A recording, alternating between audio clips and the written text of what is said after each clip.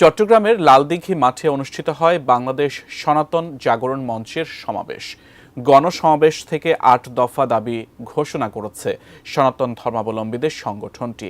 জেলা উপজেলায় সমাবেশের পর ঢাকা অভিমুখে লং মার্চের ঘোষণা দিয়েছে সংগঠনটি।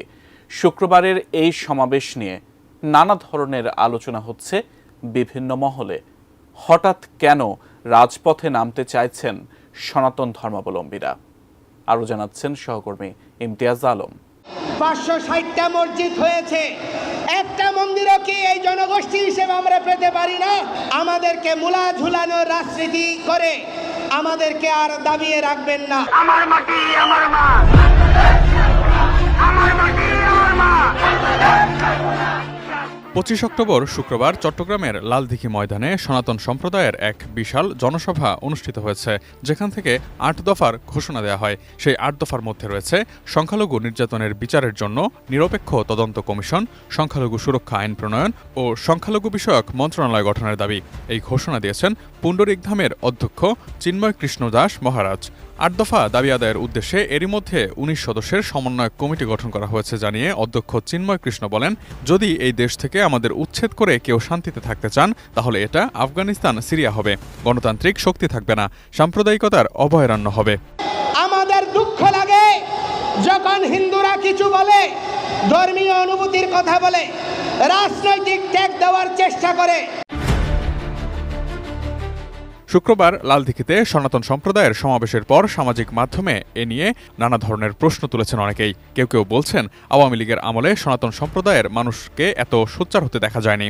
আবার কেউ কেউ সনাতন সম্প্রদায় আওয়ামী লীগকে সমর্থন করে এমন মন্তব্য করছেন। এ বিষয়ে চিন্ময় কৃষ্ণ দাস ব্রহ্মচারী বলেছেন, সংখ্যালঘুদের উপর নিপীড়নকে বৈধতা দিতে এগুলো পুরনো কৌশল বলেই মনে করেন তারা। আমাদেরকে দলীয় পরিচয়ে হয় আওয়ামী লীগ, নয় বিএনপি, নয় জাতীয় পার্টি, দলীয় পরিচয়ে নমিনেশন দিয়ে দলীয় চাকরে পরিণত করছে। হিন্দুদের অস্তিত্বের কথা বলার জন্য কোনো অবলেশ দিচ্ছে না।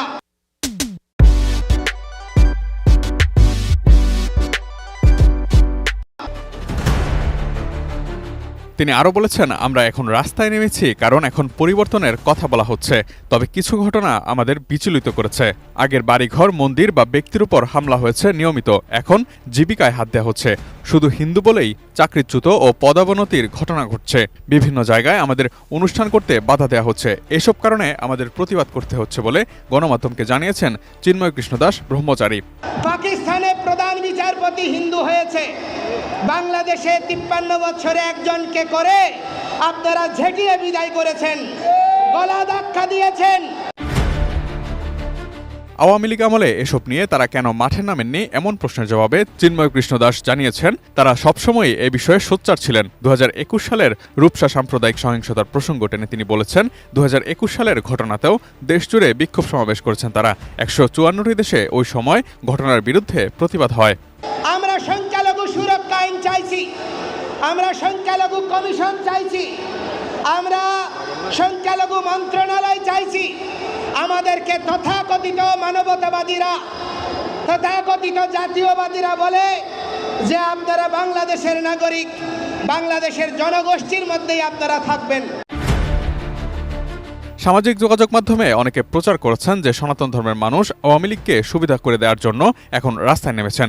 এ বিষয়ে জানতে চাইলে চিন্ময় কৃষ্ণ দাস ব্রহ্মচারী বলেছেন, এটি আক্রমণকারী ও সাম্প্রদায়িক শক্তির পুরনো খেলা।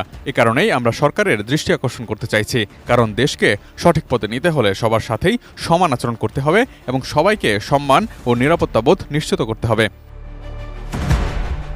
রাজনৈতিক রং দিয়ে উপেক্ষা করার প্রবণতার কৌশল পুরনো জানিয়ে তিনি বলেছেন, আমরা কিছু বললেই ভারতের প্রসঙ্গ টানা হয়। পাকিস্তানেও সংখ্যালঘু কমিশন ও মন্ত্রণালয় রয়েছে, এই কথা উল্লেখ করে তিনি দাবি জানান বাংলাদেশেও এমন কমিশন ও মন্ত্রণালয়ের বিদ্যমানতার কথা। Imtiaz Alam, desk report, ATN news.